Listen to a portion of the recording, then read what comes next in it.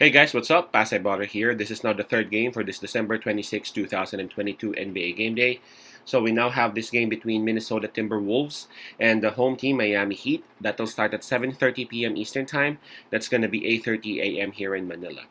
I am just inviting everyone who have not subscribed yet to our YouTube account or YouTube channel, Pasay Baller. Please click on the subscribe button below. At the same time, hit on that bell logo. That way, automatically, you guys will be receiving notifications whenever new videos are uploaded. By the way, the spread given is minus 4.5, and that's actually given towards the home team, Miami Heat. Now let's take a look at the standings and the rankings of both teams first before we proceed. For Miami Heat, they are number 9 in the East with a record of 16 wins and 17 losses.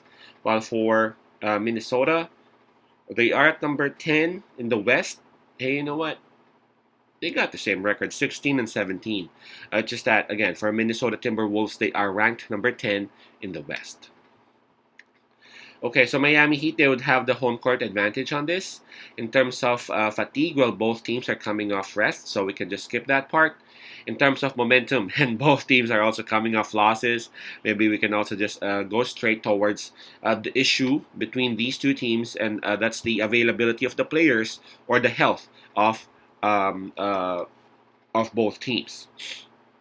Now, starting with Minnesota Timberwolves, I see Towns and Torrey and Prince, Jordan McLaughlin as well. They're all out, while Kyle Anderson is listed as questionable. So three players already confirmed out for the Wolves. One is still questionable with Kyle Anderson, Kyle the Slow-Mo Anderson. While for Miami Heat, well, hold up. There's a long list. Yurtsevin, Deadman,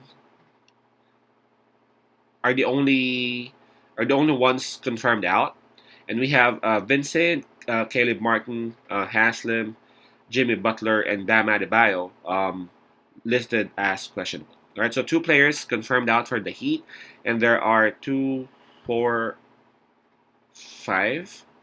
Yeah, five players listed as questionable for Miami Heat. Now it shows, considering the minus 4.5 spread, it seems like the bookies are actually considering and looking at Jimmy Butler and Bam Adebayo playing for this one. All right, this one's a tough matchup. Again, both teams are coming off losses back to back. So both teams would want to, of course, put a stop on it. Miami Heat, obviously, they would have an advantage playing at home.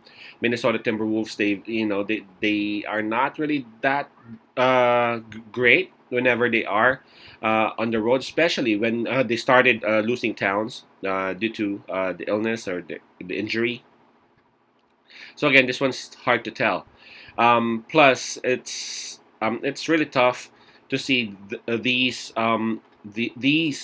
statuses of questionable, and then this has happened a lot of times, and most often it will be with Miami Heat. You know, you will think that Butler won't be playing, or vice versa, and then all of a sudden he wouldn't or he would. So it's going to be tough. But either way, whether he would play or not play, I'm picking Minnesota Timberwolves on this with the plus 4.5. I think, yes, Miami would highly likely win the game, but the Minnesota Timberwolves, they have the capability to keep it close.